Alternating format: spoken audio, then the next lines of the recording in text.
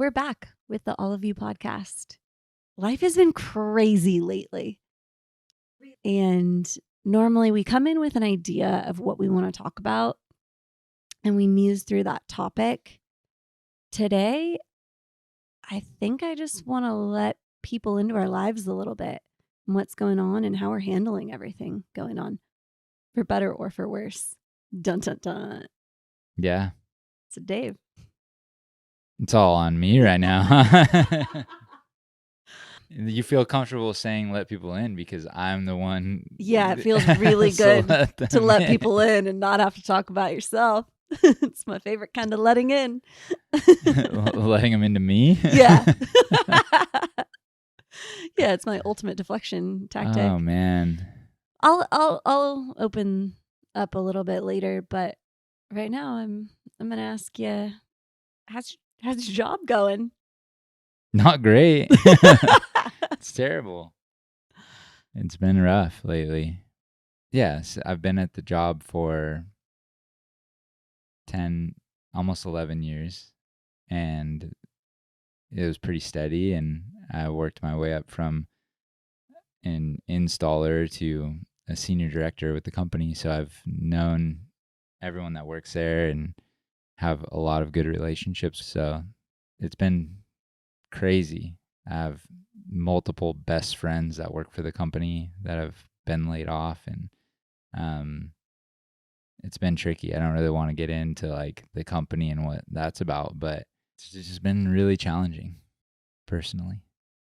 It's interesting that you've touched on it being challenging because the relationships, but the unknown that's looming ahead of you wasn't mentioned. Has it been more hard saying goodbyes than it is to not know what your future holds? Yeah, I think so. I think the grief process that I'm going through has been saying goodbye. It's been so overwhelming. I haven't gotten to process the unknown yet. Seriously? Yeah. Oh, shoot. No What? wonder. I thought you were like calmly hitting this unknown with me. You haven't even processed that part yet? No, I haven't. Holy Toledo. I haven't been able to process the unknown yet because I'm still employed by the company, and I'm still having to do work, and I mean there's a lot of unknown. My unknown right now is daily. Like what am I waking up to do today? I mean, yesterday I had to drive up to LA randomly. So it's really day by day right now for me, and what I might have to do, if I might have to lay off employees or do different things. Like I don't know right now. And then yeah, there's a lot of saying goodbye on LinkedIn. There's tons of friends and coworkers that I have relationships with, just open to work, you know, processing what they're going through, conversation, a ton of people reaching out to me asking me if I'm okay. And I it's not that I don't want to deal with me yet. Like I want to know if I'm okay. I mean, the truth is I'm not okay. Like what is okay? When somebody says they're okay, I don't know what that means. Like where everyone's barometer for okay is different, right? So that doesn't really tell you much. Like, so if I'm really saying how I am, I have 1,000 feelings, and at any given time I could be processing different emotions with what's going on that day. And so sometimes I'm really worried about the future. Sometimes I'm processing the future and what it could be. I most of the time I try to elect not to worry about the future. I haven't found that to be a very useful tool for me, to stay worried about the future. How does one elect to not worry about the future? I think it's just that. It's it's like when my brain starts to go towards future worry or worrying about future scenarios, I go, no, monkey brain, stop. Like, my subconscious, I just read a book and he calls it the monkey brain. It's like the evolutionary brain that kind of feeds you fearful thoughts and scarcity thoughts of worry and fear. And I give myself reality checks. I have a home. I'm not in danger of losing my home right now. I'm not in danger of not having food. What my real fear is when I do let myself worry about the future, my real fear is really, am I going to be happy? Am I going to have the things I want? And I can't worry about that. That's not possible to know. I can't worry about that. I can only just do the things that are in front of me today that align with who I am and the best decisions for today. So for the next weeks, possibly months, it's ending a 10 plus year, almost 11-year job that I really did. I don't even know how many different positions in the company and worked with so many different people, trying to end it well, because I have a couple really good friends that I really don't want to bail on. It doesn't feel good to. And then letting that season go and then starting a new one somehow in the right path. When you have like options or a lot of different decisions to make, you can get analysis paralysis, and that's really not helpful. But also, if you make the wrong move and move down the wrong path, like if I go take a job and then I like it and it's just good enough, it just pays the bills, it's just good enough, it's comfortable, I'm lukewarm. And that's the worst place to be, because you need to not like it or love it kind of in order to make a move. When it's just good enough, you're kind of in the worst possible place. Would you say that just good enough is a synonym for comfort? Like just being comfortable? Yeah. Is that what you're saying? Like it needs to be hot or cold. It either needs Yeah. You just don't want to be comfortable. Yeah, I think being comfortable is the worst thing for you in any facet in life. I know this about you because I love comfort. Yeah. And you do not like comfort. I mean, I love it. I do love it, but it's the worst place. I mean, think of it. Like in bed watching Netflix is the most comfortable I can possibly be.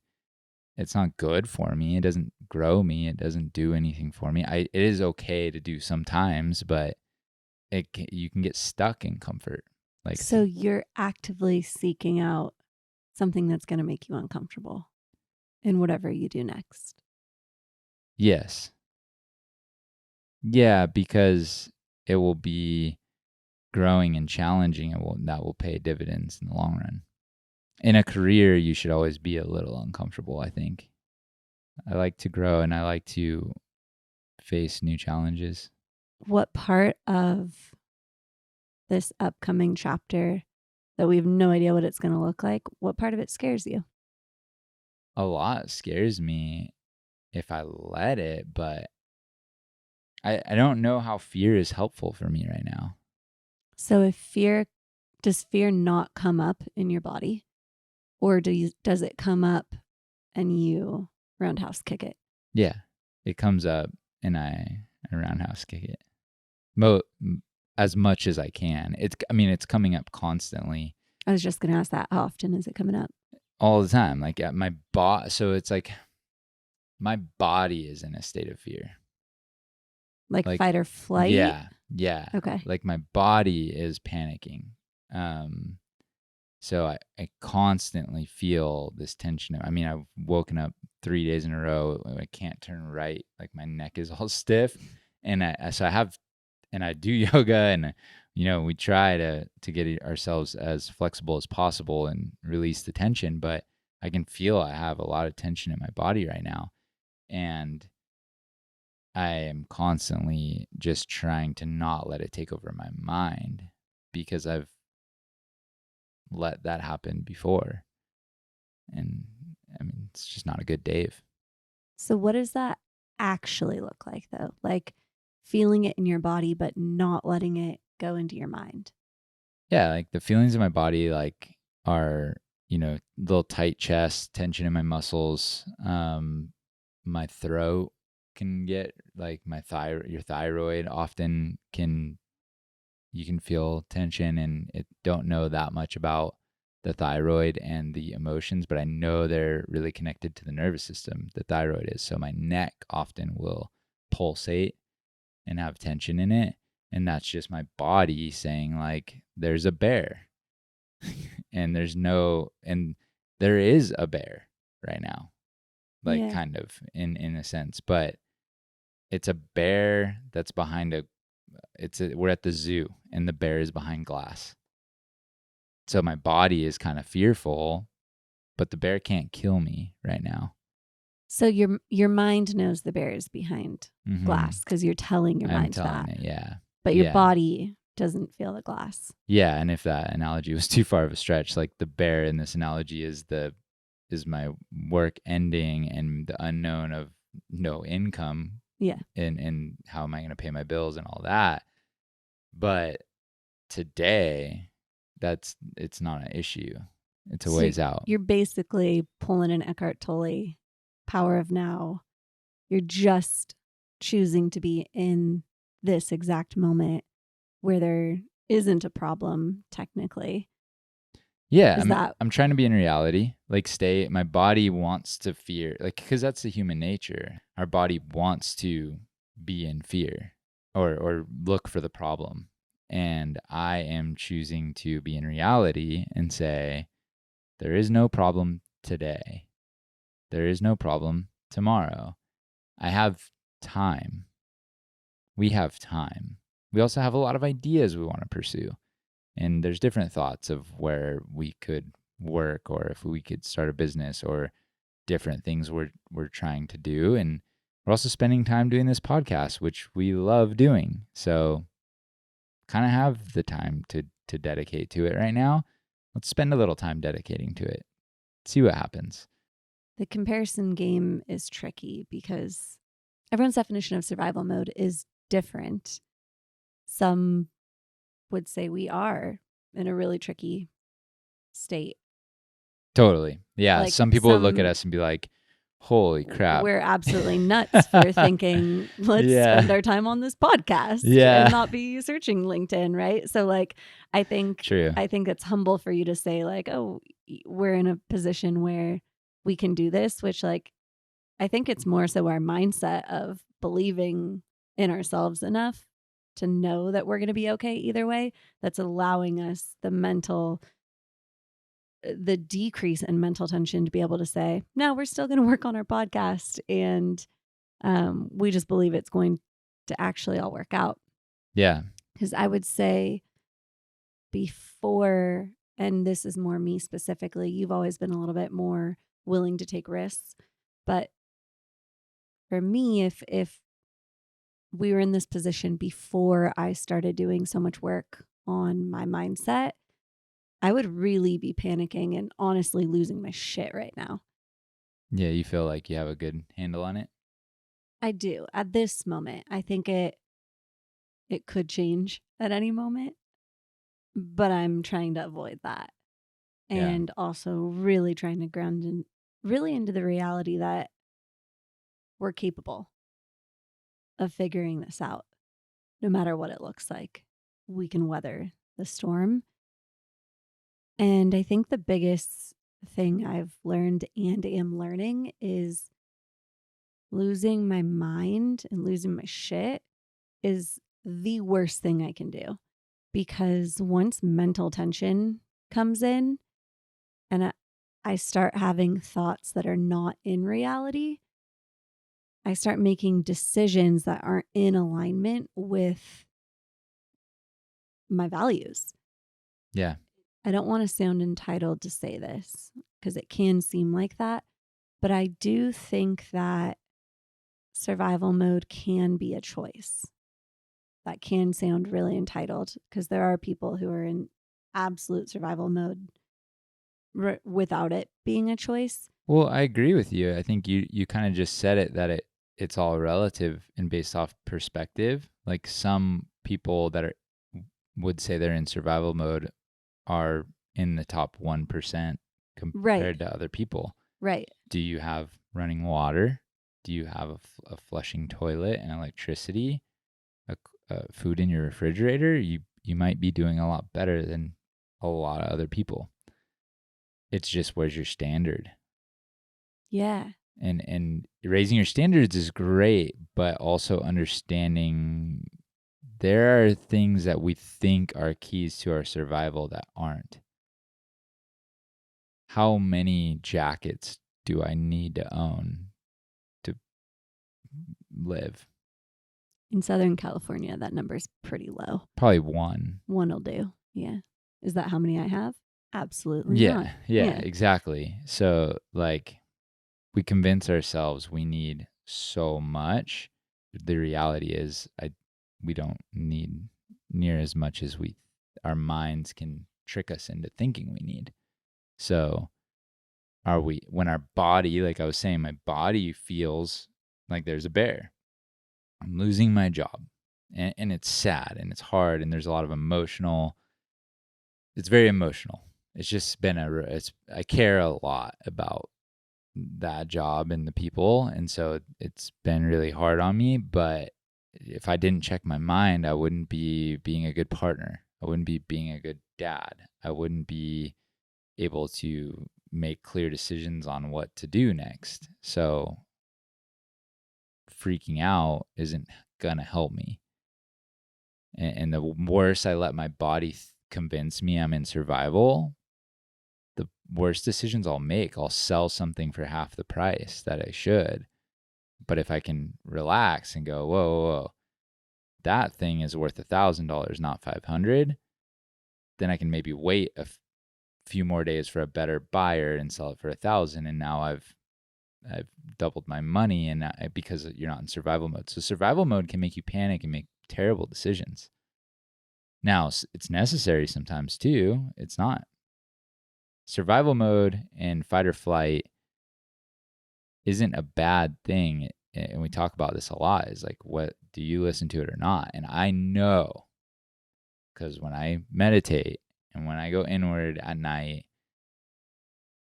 every night pretty much we meditate, we go inward, and I come out and I go, yeah, I was in survival mode all day, and my mind, it started to wear on my mind. And then I meditate and I go, I can make some clear decisions here. How does that come to you in meditation? Ooh. I mean, so. Let's go. Take us on a weird one, Dave. I know it's coming. Well, I mean, it just depends on people's thoughts on God. I mean, when I meditate, it's a lot like prayer to me. So when I meditate, when I was a Christian, when I was younger, I prayed a lot, and I prayed to God all the time, like all the time, and I spoke to Him 99.9% of the time. And in the last year or two, we've been meditating. I don't even know how long now, probably 2 years. I don't know. At one point, it kind of just clicked to me that I was clearing my thoughts out so that my brain could get kind of quiet. And then I listened to my intuition. So your subconscious produces all these thoughts all the time. And when you can quiet it and stop it and just let it kind of drift and do its thing, and you can get into your conscious brain of who you are really and what you really think, I don't know, to me that feels like God speaking, because it's just this inner knowledge in it, and it's so clear, and it's not audible. It's not, God all of a sudden doesn't show up and go, Mr. David, you should do this. Like, it's not this like voice, but it is an inner knowing that shows up for me that's like, oh, I say I'm going to do this. I say I want to do this. I really am interested in these things, and how do they all interweave? And when I can get on through meditation, when I can clear my subconscious and really listen to the conscious brain, I see the path where they kind of all come together. And then that allows me to align with the next step. And so it does feel like God kind of clear, because it's just so clear. It is so clear. You'll literally sit there, like I'll sit there and I'll go, I'm not supposed to apply for just any job right now. That sounds insane. I'm losing my job. We're like, but it is necessary right now for me. It's what's it's like me taking care of me, and not just taking care of me, but taking care of us. And me taking care of me is essentially better for you anyway. So yeah, it feels like God. But I can't say that. I'm not going to sit here and say that God speaks to me and only me or whatever. Like, I think it's just your intuition, really. Yeah, I'm actually really stoked that you shared that and didn't edit it out. I could see on your face you wanted to. So I mean, I might. Fingers crossed this one stays in.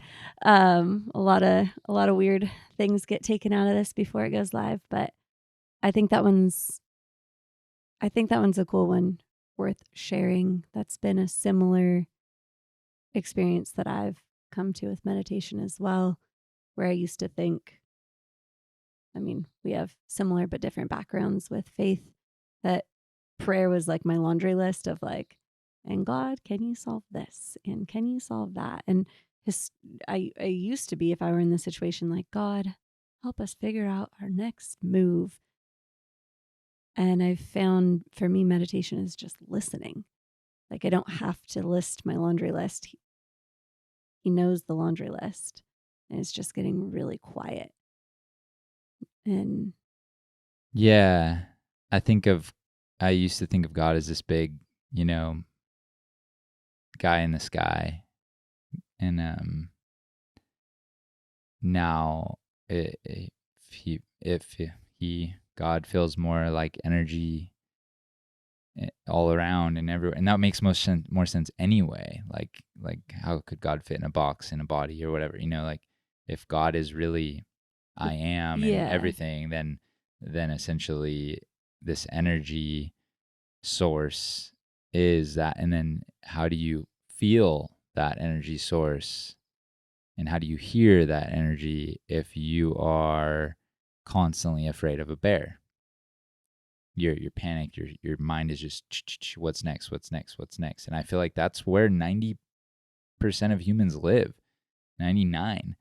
It feels like when you talk to a lot of people, it feels like survival mode, and rightfully so. If you have young kids, or you work in 2 jobs, or you have less than $1,000 in your savings account, and you don't know if you break your arm, if you can afford to repair it. Like if you don't know if you're going to get sick, if that's going to, you're going to lose your house or whatever, it's just scary. So we live in a culture that's not really that safe.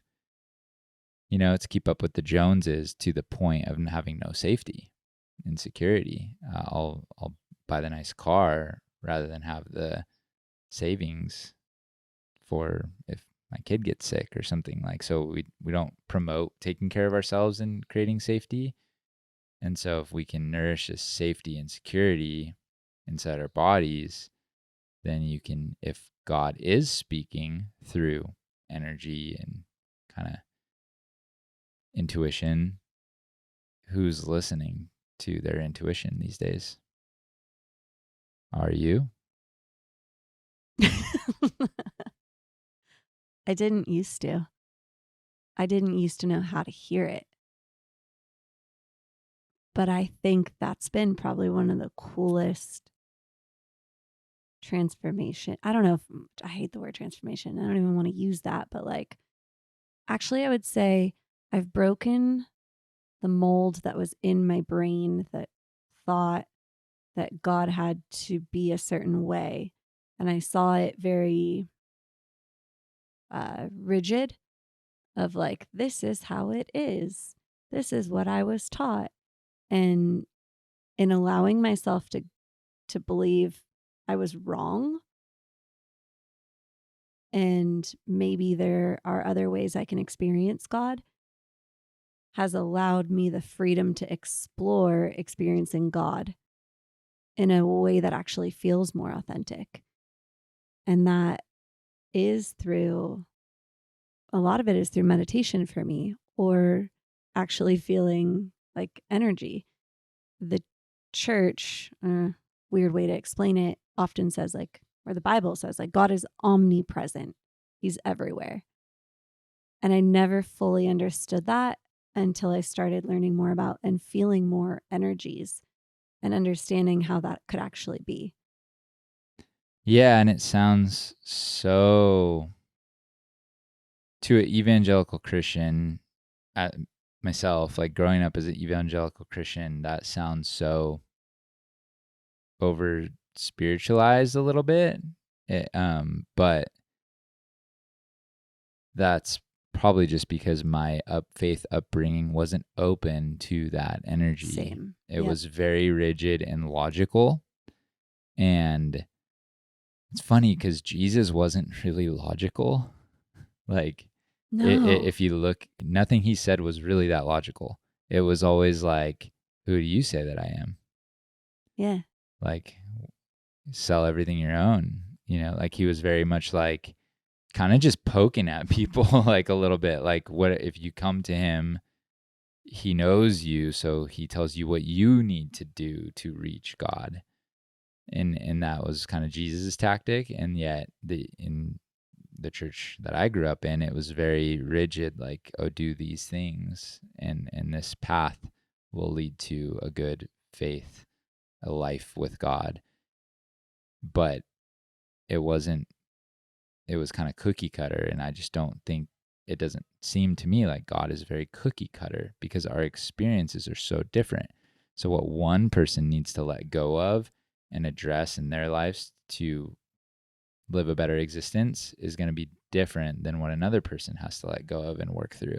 So it's not cookie cutter. We're so different. So, and really only you have to address yourself inward and really find out what you need to let go of, and what experiences you need to unpack, and what you're afraid of, what you're going through. And in meditation, you really hear, you can feel it. You can feel, like, just close your eyes, and not one time. No, it took us a long time. Yeah, because you don't trust it at first. Mm-hmm. It takes a while to open up your heart to your true intuition and really start to hear it and feel it. And Well, for me, it was, I had to unpack all the layers of conditioning.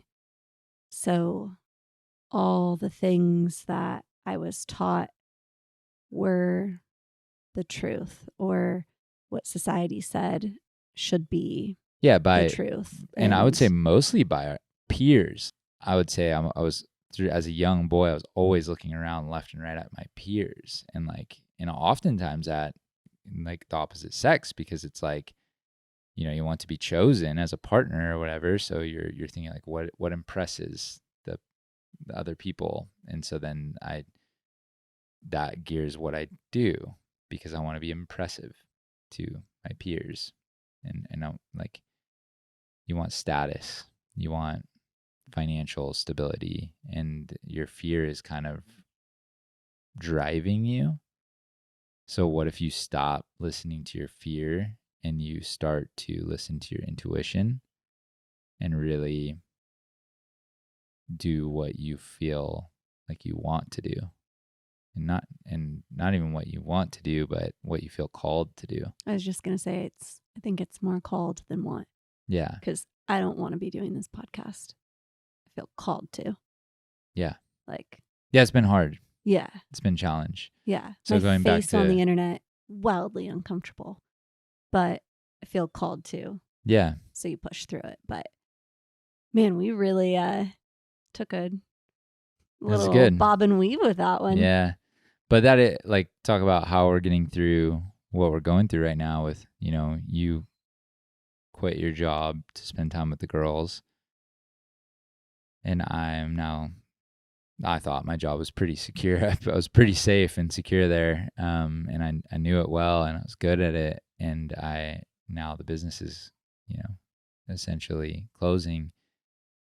And so how we're getting through it is kind of leaning on our habits, doing yoga, meditation, keeping up with our relationship and checking in with each other, asking for support, spending good quality time with the girls. We took them to Sedona for spring break to really enjoy some family time. Even though we were probably not at our best, we chose to show up as well as we could to create those memories and have that experience, and it was good for us. We could have easily convinced ourselves, we're not our best right now, it's not a good time. Well, and ultimately, security isn't promised to us. Jobs aren't promised. Like, whether you work for a company, you own a company, you can lose your security at any moment. Yeah. So really embracing that life is just going to be wonky and unknown, and almost expecting that change can happen at any time probably is the healthiest place to be, even though I don't like it, because change is scary for me. But I think the more that I experience change, the more I realize I can handle it too. Well, that's the whole Eckhart Tolle power of now, is like there is no real safety. So all you have is this present moment. Yeah. So what's the point of worrying at all? The pain that we create is oftentimes, we talk about this a lot. Pain oftentimes is fighting the reality. So if we can accept the reality in the present moment as a whole and stay in reality, it's painful. Sometimes the present moment is painful, but fighting it keeps us kind of making it more painful. Just accepting the reality is kind of the calling. Yeah, I love that. I love that it's accepting reality can look like accepting your job is ending, but accepting reality can also be, instead of going, is not going into the place of fear of like you're losing your job and therefore we might lose our house and we might never be able to recover and our worlds might end. That's actually not reality. Like, I guess it could be, but I believe making the choice and believing we are capable, we can weather this storm, we can network, we have tools, we both are very hireable. Like, going to that reality, I think, and this is going to get a little bit weird, but has us vibrating at a higher frequency, because it's going to the positive instead of going to the negative, where then you begin to attract the better opportunities because you're literally vibrating at a higher frequency. Yeah. Yeah, because fear is just the lowest frequency you can have. It's not a good state to be in constant fear. Right. You're and not a good vibe. Right. And we might be losing people with this because talking about vibrating on frequencies is not something that everyone talks about, but I think people can. I well, think nowadays with I like their vibe. yeah, I mean, that's your that is what you're vibe is saying. your frequency. That's Yeah, what you're saying. Your energy is exactly. positive. Your energy. I like when I'm in the room with you. I feel this. I feel good. I feel Right. this vibe. So And I if do. someone has negative energy, it literally is like, "Oh, that person has bad vibes." Yeah. And so it fundamentally is your good things happen to people who vibrate at higher frequencies because you want to be around those people. You want to hire those people. You like it literally it magnetically pulls Yeah. things forward towards Yeah. you. You don't have to work as hard when you're attracting things Right. and not. We're not talking about being a supreme optimist. Like, oh, everything's gonna work out. Everything's fine. Everything's fine. Like I said, I'm not okay. My Right. body is in survival mode. I'm not talking about being a supreme optimist. I'm talking about just not being afraid of not stacking on weight to the already fearful situation. Mm-hmm. Like I don't want to stack weights on it because the burden is my job is ending. Do I have a job today? Yeah, I have a job now. When is my last paycheck? I don't quite know yet.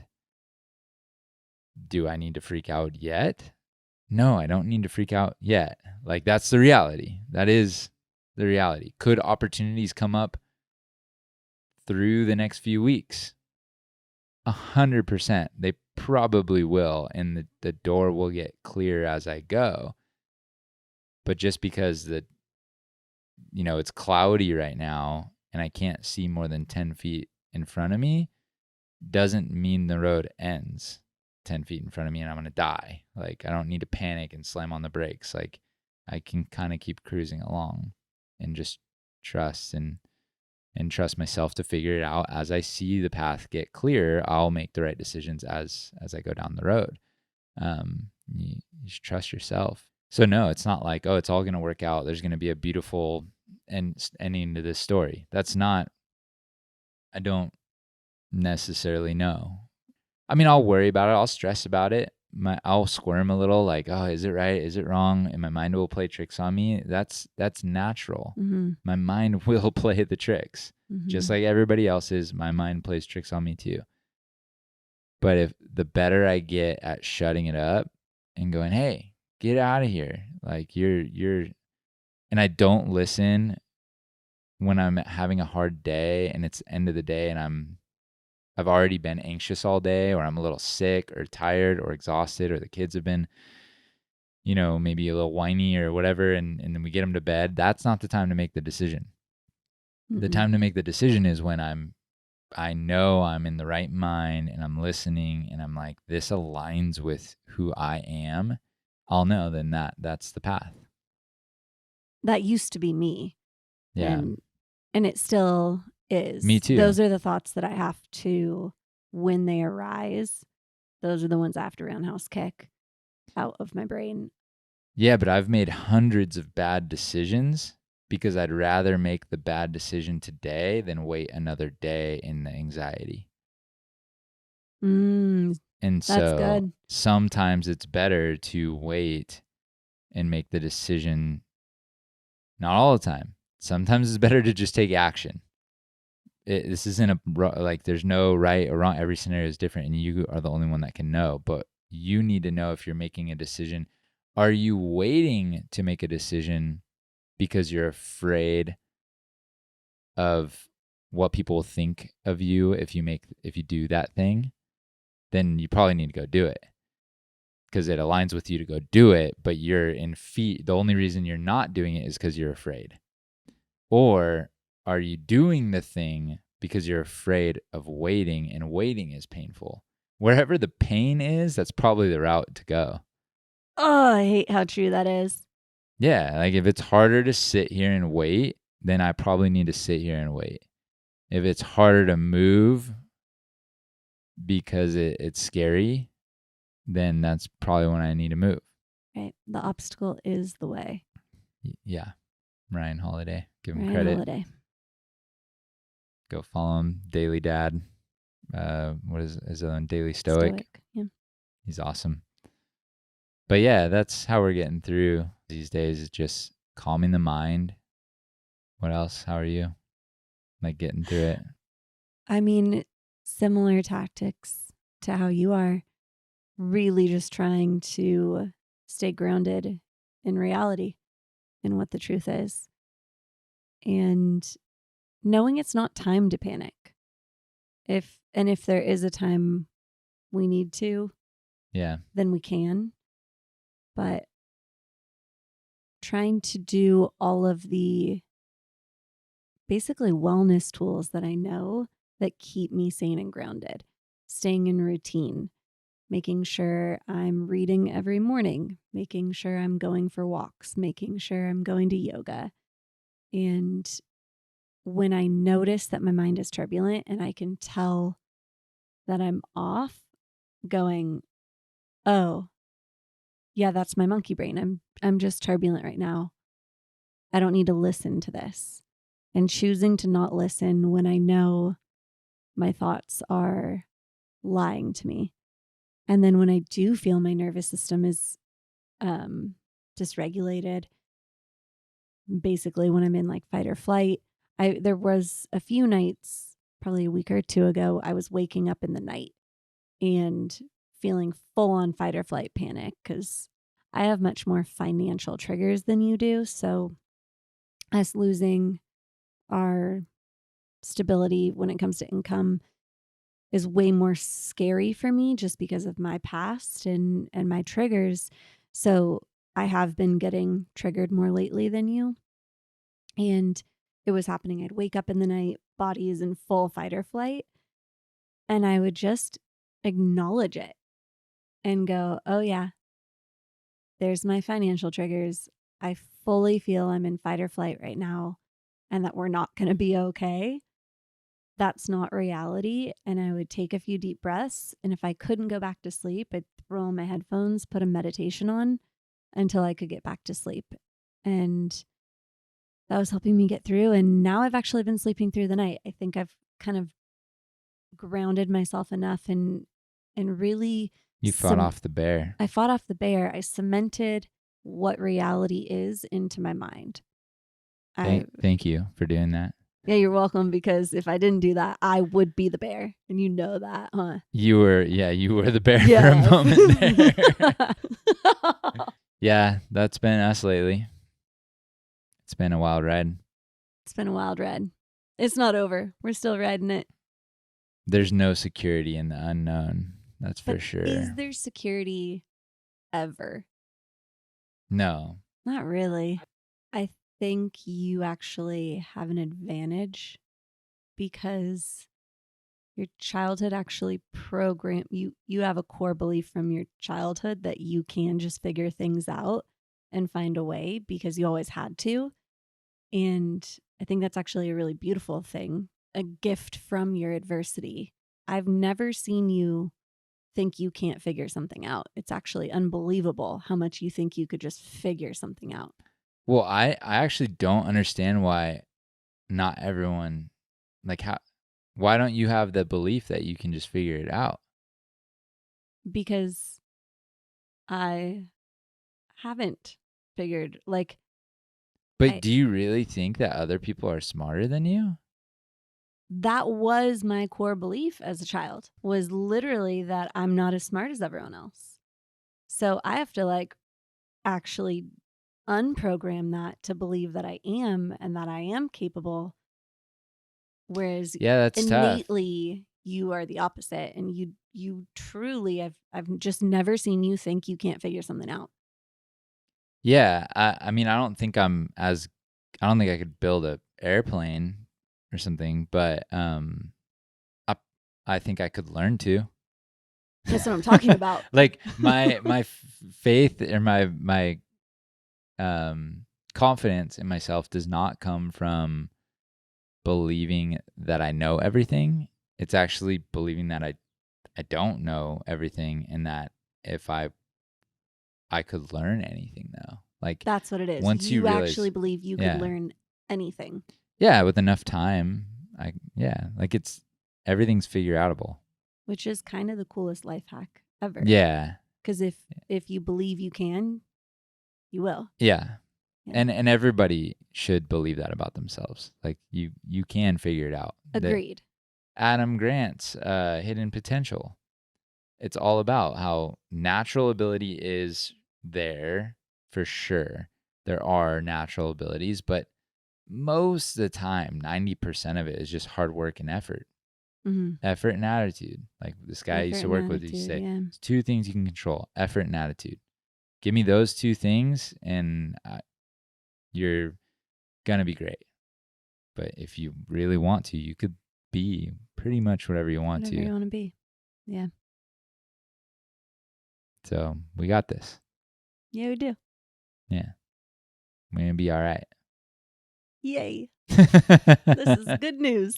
Yeah, for our fear-based scarcity subconscious minds that want The to make monkey us, brain. that wake us up Yeah. in the middle of the night and want to think that there's, something to be afraid of. I mean, unless you are going hungry or can't afford to pay your rent and don't have a home, like reach out to people. And that, like, I don't want to at all not validate the fear. That there are people who, there are are people who much are worse absolutely situations. struggling and are sick and can't afford the healthcare insurance. Like, yeah, Truly paycheck to paycheck. And yes. But even from there, I have been there. I have been without a job, not knowing what I was going to do. But you can figure it out from there. And if you need help, ask for help. It's okay too. Yeah, I agree. All right. Well, I think that's all for this week. Love you. Love you too. Bye. Bye.